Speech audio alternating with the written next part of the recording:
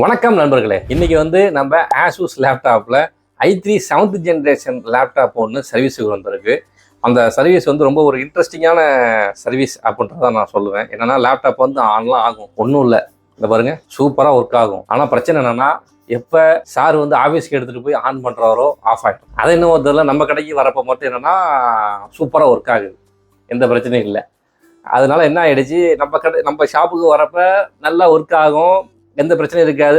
ஒரு 10 நிமிஷம் ஒரு 20 நிமிஷம் ஒர்க் பண்ணி பார்ப்பாரு. சார் நல்லா தானே இருக்குன்னு எடுத்துட்டு போயிடுவாரு. இதே மாதிரி நடந்துகிட்டு இருந்துச்சு. நான் ஒரு ஸ்டேஜுக்கு அப்புறம் என்ன பண்ணிட்டேன், சார் நீங்கள் எப்படி இருந்தாலும் ஆஃபீஸுக்கு போகிறப்போ ஆஃப் ஆகுது, என்ன காரணம்னு என்னன்னு தெரியல, அதனால நீங்கள் லேப்டாப்பை கொடுத்துட்டு போயிருங்க அப்படின்னு சொல்லிட்டு வாங்கி வச்சுட்டேன் லேப்டாப். ஆனால் எதனால ஆஃப் ஆகுதுன்றது, நல்லா ஒர்க் ஆகிட்டு இருக்கும், டக்குன்னு ஆஃப் ஆகிடும். ஸோ அதே மாதிரி நம்ம ஒரு ஹெவியான சாஃப்ட்வேர்ஸ் எல்லாம் நம்ம யூஸ் பண்ணும்போதும் நமக்கு ஆஃப் ஆகிடும். அது ஒரு பிரச்சனை இருக்குது நமக்கு. சரி ரைட்டு, இப்போ நம்ம என்ன பண்ணுறோம் அப்படின்னா லேப்டாப்பை ஓப்பன் பண்ண போகிறோம். ஓப்பன் பண்ணி இதில் என்ன ப்ராப்ளம் இருக்குது அப்படின்ற ஃபர்ஸ்ட் பார்க்க. என்றைக்குமே ஆசூஸ் லேப்டாப்பை பொறுத்தளவு டக்குன்னு நம்ம இப்படி தூக்கிடக்கூடாது. என்ன ஆகும் அப்படின்னு கேட்டிங்கன்னா, கீழே நமக்கு ஸ்டிப்பெல்லாம் கொடுத்துருப்பாங்க. கரெக்டாக அந்த ஸ்டிப்பெல்லாம் நம்ம ரிமூவ் பண்ணிக்கணும். இந்த இருக்கு பாருங்கள், இந்த ஸ்டிப்பெல்லாம் ரிமூவ் பண்ணிக்கணும், பிச்சிடக்கூடாது. பொறுமையாக எடுத்தோம் அப்படின்னா நமக்கு இந்த போர்ஷன் அழகாக வந்துடும். இதில் நான் ஃபஸ்ட்டு பார்க்கக்கூடிய விஷயம் என்னவா இருக்குது அப்படின்னு கேட்டிங்கன்னா, மேபி இந்த ஃபேன் தான் கம்ப்ளைண்ட்டாக இருக்கும் அப்படின்னு நினச்சிட்டு தான் நான் ஓப்பன் பண்ணது. ஏன்னா லேப்டாப் ஒரு 20 நிமிஷம் ஒரு அரை மணி நேரத்தில் பார்த்தீங்கன்னா கொதிக்கும். லேப்டாப் அப்படியே கையே வைக்க முடியாது, அந்த மாதிரி இருக்கும் டெம்பரேச்சர். அப்படின்றப்ப ஃபேன் ரன் ஆகலை அப்படின்ற மாதிரி தான் நினச்சேன். அந்த சவுண்டும் கேட்கல, ஃபேன் ரன் ஆன சவுண்டு. ஸோ அதை வச்சு நான் கெஸ் பண்ணி இந்த ஃபேன் தான் கம்ப்ளைண்ட் அப்படின்ற மாதிரி நினச்சேன். அதே மாதிரி ஃபேன் சுற்றவே இல்லை பாருங்க. நான் சுற்றுறேன், எவ்வளோ சுற்றுறேன், ஃபேன் சுற்றவே இல்லை. சவுண்டு கேட்குது பாருங்க,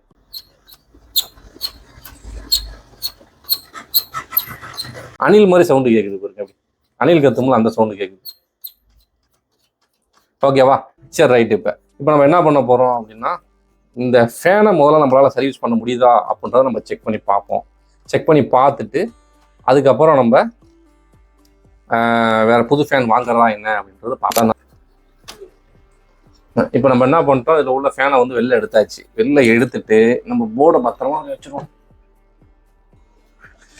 ஓகேவா, இந்த ஃபேனு ரொம்ப டைட்டாக இருக்குது, பார்த்தாலே தெரியுதா. இந்த டைட்டை நம்ம ஏதாவது லூஸ் பண்ண முடிஞ்சால் பண்ணலாம். இது எப்படி ஓப்பனிங் கொடுத்துருக்காங்கன்னா ஃபுல்லாகவே ஸ்ட்ரிப் மாதிரி வச்சு ஃபிக்ஸ் பண்ணிட்டான். ஓப்பன் பண்ண முடியாது போல், ஓப்பன் பண்ண முடியாத அளவு கொடுத்துருக்கானுங்க.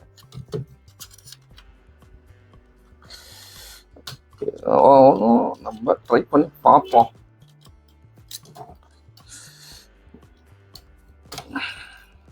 ஏன்னா ஒரு சில இது இதில் ஓகே ஆகும். நம்ம சப்போஸ் ரெடி பண்ணும் பொழுது இதில் ஓகே எடுத்தாச்சு, ஓப்பன் பண்ணியாச்சு. இந்த மாதிரி நம்ம ஓப்பன் பண்ணி எடுத்துக்கிட்டோம் அப்படின்னா, ஏன்னா இது சேலர் டைப்பு தான், மேலே சேலர் பண்ணிக்கலாம். என்னன்னா நம்ம ஃபேனில் இந்த பிளேஸ் இருக்குது பார்த்தீங்களா, இது நம்ம ரிமூவ் பண்ண முடியுதான்னு பார்க்கணும். ஒரு சில இதில் நம்ம ரிமூவ் பண்ணிடலாம், ஒரு சில நம்ம ரிமூவ் பண்ண முடியாது.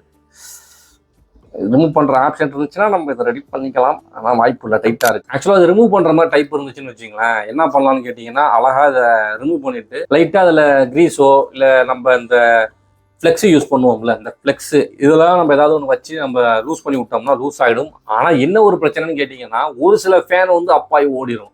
சம்டைம் ஒரு சில ஃபேன் என்ன காமிக்கும், நம்ம ரெடி பண்ணி கொடுத்தாலும் திரும்பி அந்த வேலையை காமிக்கும். திரும்பி நமக்கு என்ன ஆகும் அப்படின்னு கேட்டிங்கன்னா, ஸ்டக் ஆகி நின்றுடும். அதனால் முடிஞ்ச அளவு நம்ம ஃபேனை சேஞ்ச் பண்ணிடுறது நல்லது. அதுவும் அசூஸை பொறுத்தளவு நம்ம விளையாடுறதுக்கு வேலையே இல்லை, சேஞ்ச் பண்ணிடணும் அப்படின்றத நினைக்கிறேன். ஏன்னா சரி உள்ளுக்குள்ளே ஏதாவது மாட்டிருக்கும், முடிகிடி ஏதாவது மாட்டியிருந்தா கூட அந்த முடியை எடுத்துட்டு நம்ம ஃபிக்ஸ் பண்ணிடலாம் அப்படின்னு நினச்சேன். ஆனால் இதை எடுக்கவே முடியல, செம்ம டைட்டாக இருக்குது. சரி ரைட், ஓகே.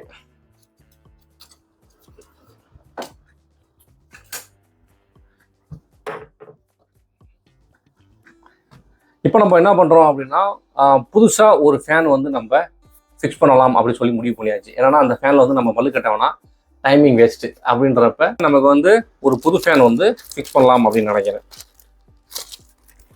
இப்போ நம்ம இதில் புது ஃபேன் தான் ஃபிக்ஸ் பண்ண போகிறோம். புது ஃபேனை பார்த்தோம் அப்படின்னா நமக்கு அழகாக சுற்றுது பாருங்க. இப்படி சுற்றி விட்டோம்னால அழகாக சுற்றுது பார்த்தீங்கன்னா. பழைய ஃபேனுக்கு இதுக்கு எவ்வளோ டிஃப்ரெண்ட் இருக்கு பாருங்க, எந்த அளவு லூஸ் இருக்கா.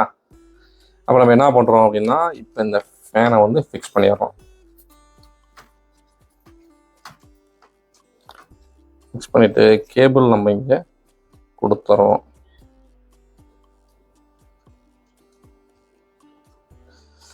ஓகேவா, இப்போ நமக்கு இதில் ஹைலைட்டான விஷயம் என்னென்னா, ஃபேன் ரன் ஆகுதான் நம்ம செக் பண்ணி பார்க்கணும். நம்ம அப்படியே க்ளோஸ் பண்ணிடக்கூடாது. இப்போ வந்து நான் என்ன பண்ணுறேன்னா லேப்டாப்பை வந்து ஆன் பண்ணுறேன்.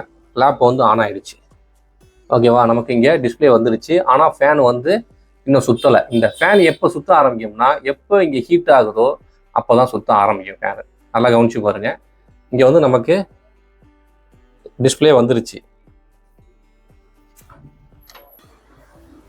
இப்போ வந்து ஃபேன் வந்து சுற்றும். உங்களுக்கு எப்படின்னா லேப்டாப் வந்து ஆன் ஆகிடுச்சு. ஆனால் ஃபேன் வந்து இன்னும் சுற்ற ஆரம்பிக்கலை. இப்போ நம்ம ஏதாவது நம்ம ஒர்க் நான் பண்ணும்பொழுது நமக்கு வந்து இந்த ஃபேன் வந்து சுற்ற ஆரம்பிக்குது. ஃபேன் ரன்னிங் ஆக ஆரம்பிச்சிருச்சு. ஃபேன் கிட்டத்தட்ட ஒரு 5 நிமிஷத்துக்கு அப்புறம் தான் வந்து ரன்னிங் ஆக ஆரம்பிக்குது. நல்லா கவனிச்சு பார்த்தீங்கன்னா நல்லா தெரியுதா ஃபேன் ரன் ஆகுறது உங்களுக்கு? நல்லா பாருங்க. ஓகேவா, இப்போ வந்து உங்களுக்கு ஒரு விஷயம் புரிஞ்சிருக்கும். என்னன்னா ஓவர் ஹீட்டிங் ஆகுது, லேப்டாப் வந்து ஓவர் ஹீட்டிங் ஆகி ஆஃப் ஆகுது அப்படின்னு வச்சுக்கீங்களேன். உங்களுக்கு என்ன ஆகும் அப்படின்னு கேட்டிங்கன்னா ஃபேன் வந்து சுத்தாமல் இருக்கும். நீங்கள் காதை வச்சு கேட்கலாம். அப்படி இந்த இருக்குது பார்த்தீங்களா, இந்த இடத்துல காதை வச்சிங்கன்னா ஒரு மாதிரி உஸ்ஸுன்னு சவுண்டு வரும். அந்த மாதிரி சவுண்டு வந்துச்சுன்னா ஃபேன் ஓடுதுன்னு அர்த்தம். ஆனால் இப்போ வர மேனுஃபேக்சரிங் எல்லாமே இப்போ நான் காமிச்சேன் பார்த்தீங்களா, அவ்வளோ சீக்கிரம் வந்து ஃபேன் ரன் ஆகாது. எப்போ நமக்கு வந்து ஓவர் ஹீட் ஆகுமோ அப்போ தான் வந்து ஃபேன் வந்து ரன் ஆக ஆரம்பிக்கும். ஸோ அந்த ப்ராசஸ் வந்து அப்படி தான் பண்ணியிருப்பாங்க. அந்த சென்சார் வந்து அப்படி தான் ஒர்க் ஆகும். நம்ம ஒர்க் பண்ணிகிட்டே இருக்கிறப்ப சப்போஸ் நம்ம ஒரு டீ ஒன்று சாப்பிட போகும், வெளில போய்ட்டு ஒரு டீ சாப்பிட்டு வருவோம் அப்படின்ட்டு போகிறப்ப அப்போ என்ன ஆகும் அப்படின்னு கேட்டிங்கன்னா அந்த ஃபேன் வந்து ஆட்டோமேட்டிக்காக ஆஃப் ஆகிடும். காரணம் என்னென்னா நமக்கு இங்கே பேட்டரி பேக் அப்படின்றது நல்லா நிற்கணும் அப்படின்றதுக்காக இந்த மேனுஃபேக்சரிங் எல்லாமே பண்ணியிருக்காங்க.